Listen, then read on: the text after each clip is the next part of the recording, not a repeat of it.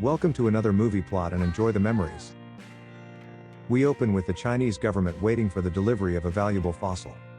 They open the shipping container to discover that it's been stolen as it's revealed to the audience to be the skull of a Tyrannosaurus Rex. A heist crew unload the national treasure into another warehouse, but a government spy was hiding inside it and jumps out shooting.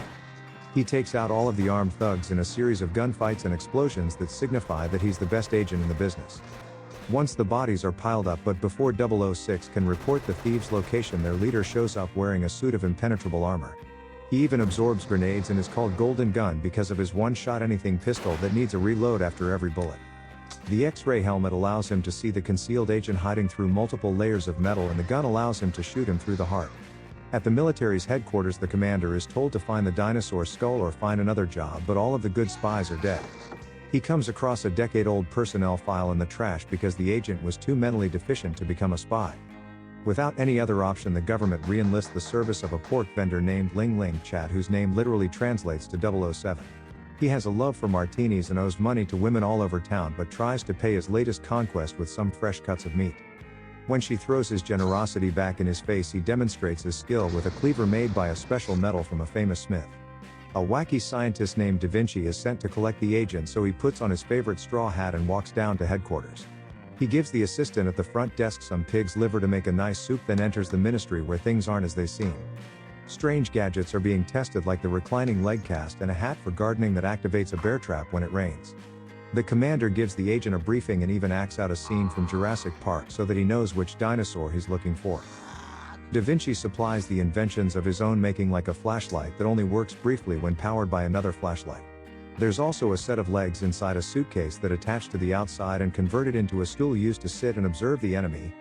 007 agrees to help locate the dinosaur skull, and we get a very inspired intro song with two silhouettes dancing. The man accidentally drops the woman on her head and she attacks him with a knife, so he was completely justified in defending himself. Once Chat has put on his proudest tie and traveled to Hong Kong, the commander is chastised by his comrade for his choice of operative. He intends to send his own agents to investigate, however he's killed by the secretary and the commander is revealed to be the Golden Gun. He incinerates the body with a single bullet and orders Lee to assassinate 007 just in case he actually does some investigating. Checking into the Regent Hotel, the super spy looks around at all the beautiful women and thinks he could get used to this life. Unfortunately, he's got the wrong address and the government has only paid for a room at the crappy place across the street. The mannish madam shows him to his room and asks what type of girl he would like to pleasure him tonight, as it's one of those kind of places. When 007 says a local one, the bearded lady prepares to do it herself, but Chat turns down the offer because pretty sure that was a dude. We get a demonstration of the agent's quick draw as he receives a message on the mirror to meet a contact at the local park. It turns out to be Lee, who offers her assistance and takes him back to her place to wait for the right time to assassinate him. When asked to demonstrate his abilities, 007 throws a dagger into some random location on the wall and behaves like he meant to do that. He then shows off some gadgets, including his cell phone, which is a shaver, an actual shaver, which is a hairdryer, and an actual hairdryer, which is a shaver. Heck, Da Vinci has even installed a hairdryer in his shoe, but the battery runs out, so Chat needs a lesson on how to use guns. Lee uses this as her chance to take him out with his own weapon, but it's been modified by Da Vinci to fire backwards. However, every bullet after the first fires the correct way, so now Lee has two injured arms and Chat still doesn't suspect a thing. She reports to the commander through the toilet seat display that this might take a bit longer than she expected, so he tells her to kill 007 at a party tomorrow night so they can frame the homeowner. Angered that she must put up with this imbecile for another night, she fires off rounds into the ceiling, but now Lee has two band-aids on her forehead. They go out for dinner where 007 meets a man in the most disgusting way when he spits on his leg by accident. Turns out they share the same hometown, so while caught up in conversation, Lee notices that this trio is up to no good. When they leave the restaurant, she goes to the bathroom hoping that they'll kill her target and her annoying problem will finally be over. The heist crew are here to rob a jewelry store, but they're ruthless and shoot a clerk before taking 007 and a young child hostage. It's only when the men shoot the father shielding his son in a rather shocking display does the agent decide to finally do something. His wonky knife throw is shown to have nailed a fly to the wall as Chat draws his cleaver to slice a man's gun and finger in half. He then cuts open his heart and uses him as a meat shield while throwing increasingly larger handfuls of daggers into an elevator. They turn the other members of the heist crew into knife racks, so Lee begins having second thoughts about killing this impressive man. However, the commander says that she'll be executed as a traitor if she doesn't follow his orders, and Chat playing with his balls in her face is just more incentive. She intends to take him out at tonight's cocktail party where 007 is led to believe the homeowner is hiding the dinosaur skull. He uses a Da Vinci device to propel himself directly up and down instead of over the wall because he forgot to adjust the angle. After another failed attempt, he makes a smoothish entrance into the party filled with bikini-clad women, an open bar and all-you-can-eat buffet. Lee takes a vantage point overlooking the pool and tells her partner to play the piano where she can line up a headshot on him. However, as he begins playing, a mysterious woman approaches and seduces Chat away from her line of sight to get one of her own. She tells the agent that she loves him, so how can he resist kissing this complete stranger while her partner climbs onto the roof. The metal-mouthed assassin hurls a pole at 007, but he narrowly avoids it, so the mystery woman tries to shoot him instead. He throws a dagger into her wrist, so the assassin flees with the crowd. However, the original one is still hanging around in the tree. Lee sees a distracted Chat grabbing something from the bushes, so puts 3 bullets in her target, then runs to her car assuming that he's dead. 007 just leaps into the passenger seat as he was wearing a bulletproof vest and assumes that some other assassin shot him.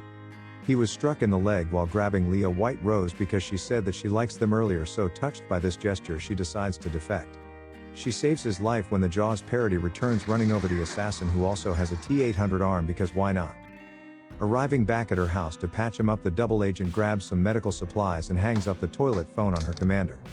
She's now devoted to saving Chat, who's the only one who can wield his cleaver like Thor's hammer as he cuts open his leg to expose the bullet. Lee then digs it out with a hammer and screwdriver while 007 watches some nudie films as a form of anesthesia. It shifts his attention away from the area, but it's pulled back when Lee politely asks him to move his erection out of the way. When she hits an artery and it appears like Chat is going to bleed out, she finally removes the bullet and cauterizes the wound. It turns out the video had directed all of the agent's blood flow to a different area of his body, so he's saved by the power of smut. As the two hug, he recognizes the bullet removed from his groin as Lee's unique brand because she spoke about them earlier. Devastated by the realization that she's been hired to kill him, 007 contemplates shooting her but just fires a bullet beside her head. He then leaves and it appears like he returns immediately, but it's just the mysterious woman in a disguise with her toothy accomplice. They kidnap Lee and force her to take them to her commander, where 007 has returned for debriefing on his failed mission. He doesn't realize that the commander is walking him out to a firing line where prisoners are falsely accused of crimes and executed. Chat comes up with a plan to escape, but it appears like the fella going before him has the same pocket sand idea.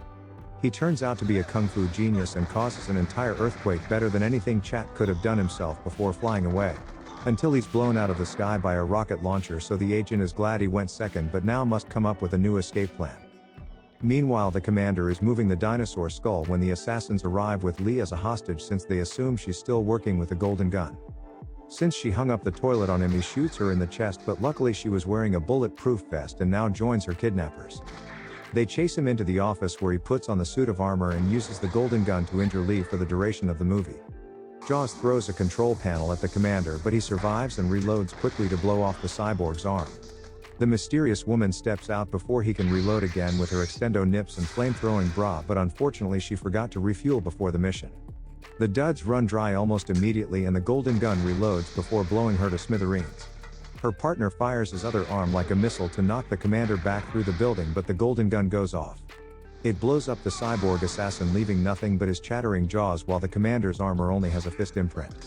Turning his attention to his secretary, he's about to shoot Lee when 007 arrives because he simply bribed the firing squad to let him go. He brought along Da Vinci because he said he had the ultimate weapon, but it's just a Swiss Army knife of dangerous things like knives, acid, a gun, and even poison. The golden gun just shoots the crazy man in the hand and then tries to do the same to 007, but he blocks the bullet with his blade. He then throws it at the next bullet, causing an explosion, and returns the cleaver to his hand simply by gesturing. It then easily cuts through the chest plate of the commander and his golden gun in a single swing as the traitor is defeated. Presumably the dinosaur skull is returned, and sometime later Chat porks Lee behind the butcher stand as they enjoy a working holiday. They continue to sell pork to some of Chat's ex-lovers while Da Vinci contacts him about a new mission in space. And the movie ends.